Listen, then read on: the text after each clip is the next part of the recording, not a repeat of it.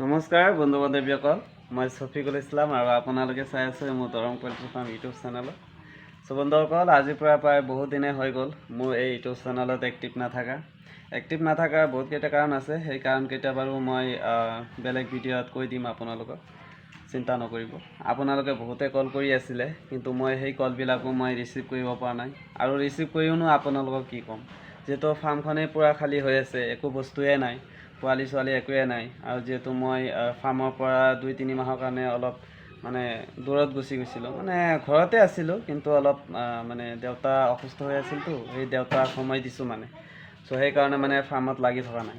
চ' এতিয়া মই নতুনকৈ কোৱেল বাৰ্ডৰ ফাৰ্মিং ষ্টাৰ্ট কৰিছোঁ, আপোনালোকক দেখাই আছোঁ। কিন্তু বৰ্তমান চাব পাৰিছে আপোনালোকে, মোৰ ফাৰ্মখন পূৰাই খালী হৈ আছে, কোনো ধৰণৰ পোৱালীয়ে নাই। ইয়াৰ বস্তু ত'ত পৰি আছে, তোৰ বস্তু ইয়াত পৰি আছে, এনেকুৱা অৱস্থা হৈ আছে। ফাৰ্মটো চাব পাৰিছে। তো এই গোটেইখিনি কাম কাজ মানে ভালকৈ কৰি মানে স্প্ৰে কৰিব লাগিব, তাৰপিছত চূণ মাৰিব লাগিব। তো এই গোটেইখিনি কাম কৰাৰ পিছতহে মানে পোৱালিবিলাক উঠাম মানে। কিন্তু আপোনালোকে এতিয়া কোৱেল বাৰ্ড ল'ব পাৰিব, যিহেতু মই কোৱেল বাৰ্ড একদম পূৰা প্ৰফেশ্যনেলভাৱে মই ফাৰ্মিং কৰি আছোঁ। তো বহুতে আপোনালোকে কণী বিচাৰি থাকে, মাজে মাজে পোৱালি বিচাৰি থাকে।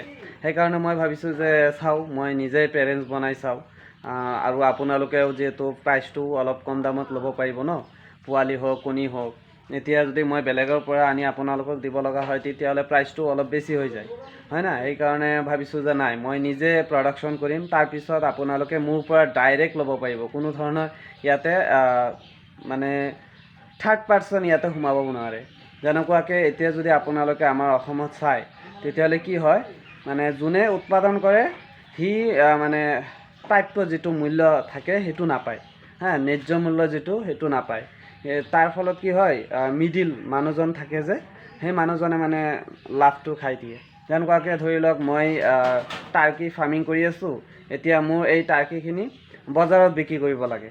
তো এতিয়া কি কৰিম, মই বেপাৰীক ধৰিম, কিন্তু সেই বেপাৰীজনে আকৌ কাষ্টমাৰক মানে টাৰ্কিখিনি দিব, মাজৰ পৰা কি সি লাভটো খাই ল'ব।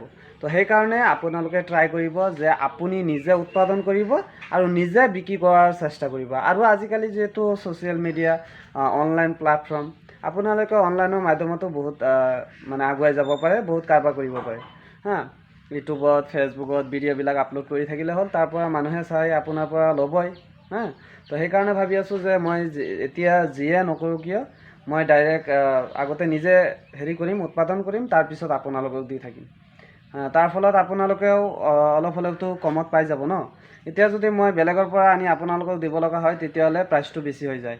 তো এতিয়া মই নিজে হেৰি কৰি আছোঁ, আপোনালোকে একদম পূৰা কম দামত ল'ব পাৰিব। মই আপোনালোকৰ কাৰণে সদায় চিন্তা কৰোঁ, কিন্তু আপোনালোকে কেতিয়াও মোৰ কাৰণে চিন্তা নকৰে। মই এইটো ভালকৈ বুজি পাওঁ। যিকে নহওক, এতিয়া মই আপোনালোকক দেখাই আছোঁ মোৰ সৰু সুৰা কোৱেল বাৰ্ডৰ ফাৰ্মখন। তো এইটোতো মোৰ মেইন ফাৰ্ম। ইয়াতে যিহেতু পোৱালিখিনি ব্ৰডিং কৰা হয়, আপোনালোকে আৰু হয়তো 15 পৰা 20 দিন বা এনেকুৱা 20 দিন 25 দিনৰ ভিতৰতে আপোনালোকে কণী বা কোৱেল বাৰ্ডৰ পোৱালি মোৰ ফাৰ্মৰ পৰাই ল'ব পাৰিব, এভেইলেবল হৈ যাব। কিন্তু এতিয়াও আপোনালোকক দিয়া হৈ আছে কোৱেল বাৰ্ডৰ পোৱালি। কিন্তু কি হয়, মই ইয়াতে আৰু এটা কথা কৈ দিওঁ আপোনালোকক, সেইটো হ'ল কোৱেল বাৰ্ডৰ পোৱালি কিন্তু আমি বহুত দূৰ দূৰণিলৈকে বাছৰ মাধ্যমত ডেলিভাৰী কৰিব নোৱাৰোঁ। তাৰ কাৰণটো কি হ'ল, আপোনাৰ কোৱেল বাৰ্ডৰ পোৱালি থাকেও সৰু, আৰু মৰ্টেলিটিও বহুত হৈ যায়। এতিয়া ধৰি লওক, মই যদি 100 কোৱেল বাৰ্ডৰ পোৱালি যদি মই গোলাঘাট যদি পঠাব লগা হয়, বা ডিমাপুৰ যদি পঠাব লগা হয়, বা ধৰি লওক শিৱসাগৰ যদি পঠাব লগা হয়, লখিমপুৰ পঠাব লগা হয়, তেতিয়া কি হ'ব, 50ৰ ভিতৰত মাত্ৰ আপোনালোকে 10টা বা 5টামানহে পাব, আৰু গোটেইখিনি মৰি থাকিব। কাৰণ আপোনাৰ ৰাস্তাটো বহুত দূৰ হৈ যায় ন, সেইকাৰণে মানে বহুতখিনি জাৰ্ণি কৰি যায়। চ' আৰু যিহেতু কোৱেল বাৰ্ডৰ পোৱালি থাকেও সৰু, সেইকাৰণে মানে মৰ্টেলিটি হৈ যায়। আৰু যিহেতু ড্ৰাইভাৰবিলাক কি কৰে, যেতিয়া আমি বাছৰ ভিতৰত দি দিওঁ, সিহঁতে বাছৰ ভিতৰৰ পৰা লৈ ডিগ্গিত সোমাই দিয়ে। তো ডিগ্গিত যেতিয়া সোমাই দিয়ে, তেতিয়াতো আপোনাৰ অক্সিজেনটো নাপায়, উশাহ নিশাহ ল'ব নোৱাৰে। তাৰ ফলত কি, পোৱালিৰ মৰ্টেলিটিৰ হাৰটো বহুত বেছিয়ে বাঢ়ি যায়।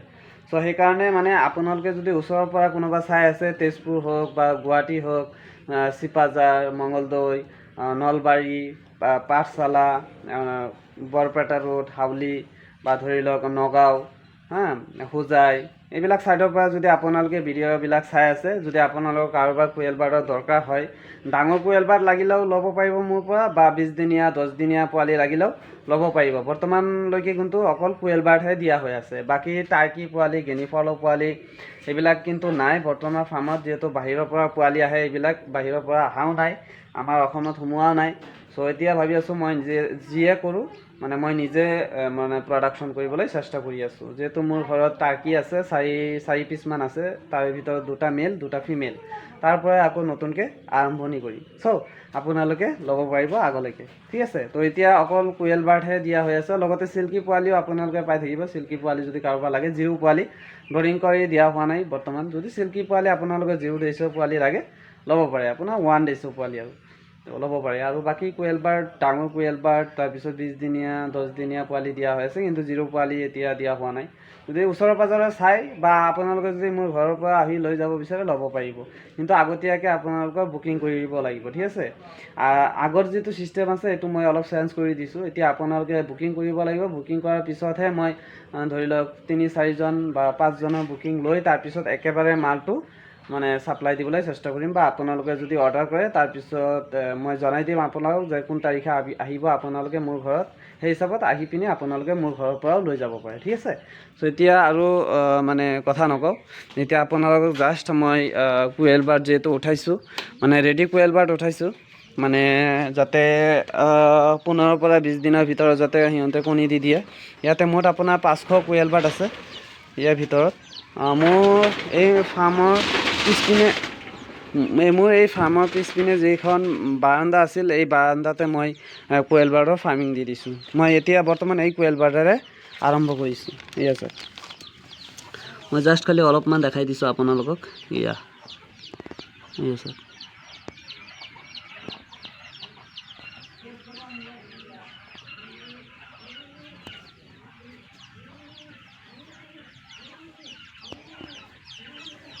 পাইছে না?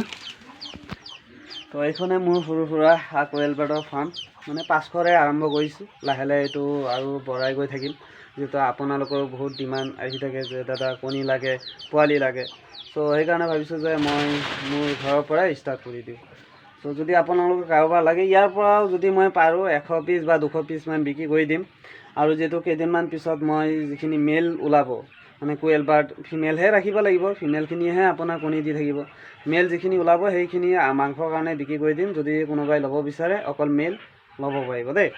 তো যিকোনো নহওক, আজিৰ ভিডিঅ'টো মই ইয়াতে সামৰিছোঁ। আপোনালোকক বহুত দিন পিছত আপডেট এটা দি দিলোঁ যে মই কোয়েল বাৰ্ডৰ ফাৰ্মিং কৰি আছোঁ বৰ্তমান। আপোনালোকে কোয়েল বাৰ্ডৰ পোৱালি কণী লাগিলে ল'ব পাৰিব, আগলৈকে কণী দি থাকিম, কিন্তু বৰ্তমান পোৱালি হওক বা ডাঙৰ কোয়েল হওক আপোনালোকে ল'ব পাৰিব। আৰু মোৰ ইয়াৰ পৰা 100 বা 200 মান বিক্ৰী কৰি দিম, মুঠ 300 মান ৰাখিম। মানে যদি কাৰোবাৰ লাগে কণ্টেক্ট কৰিব, ঠিক আছে।